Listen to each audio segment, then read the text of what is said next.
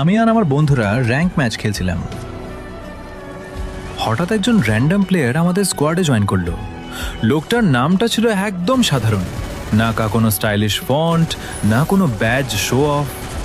দেখেই মনে হলো, কিন্তু শুরু থেকেই সে ভালো খেলতে পারছিল না। লুট নিতে দেরি করছিল, এনিমি দেখলেও শুট করতে দেরি করছিল, বারবার নক খাচ্ছিল। আমার এক বন্ধু বিরক্ত হয়ে বলল, ভাই আপনি কি অনেকদিন পর গেমে ঢুকেছেন নাকি? লোকটা কিছু বলল না।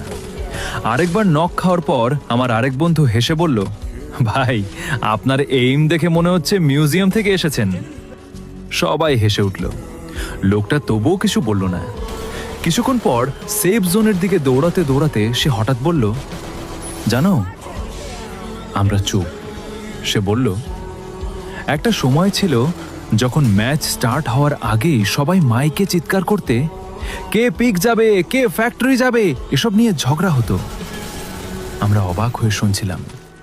সে আবার বলল, তখন বুয়া পাওয়ার চেয়ে বন্ধুদের সাথে খেলার আনন্দ বেশি ছিল। কথাগুলো শুনে কেমন যেন লাগছিল। মনে হচ্ছিল সে ম্যাচ খেলছে না, সে স্মৃতির মধ্যে হাঁটছে। শেষ জোনে আমরা মারা গেলাম।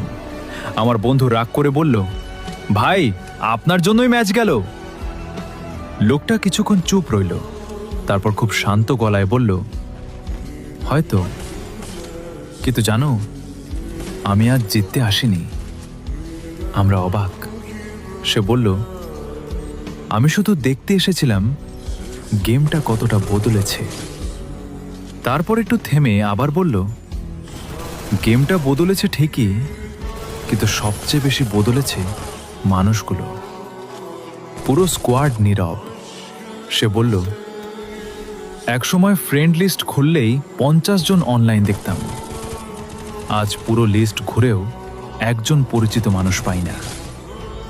আমার গায়ে কাঁটা দিয়ে উঠল, কারণ কথাগুলো সত্যি ছিল।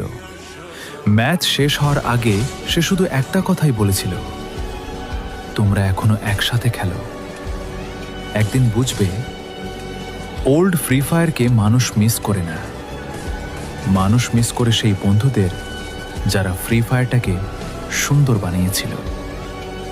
তারপর ম্যাচ শেষ। আমরা ফ্রেন্ড রিকোয়েস্ট পাঠাতে গেলাম, কিন্তু সে অফলাইন, আর কোনোদিন অনলাইন আসেনি।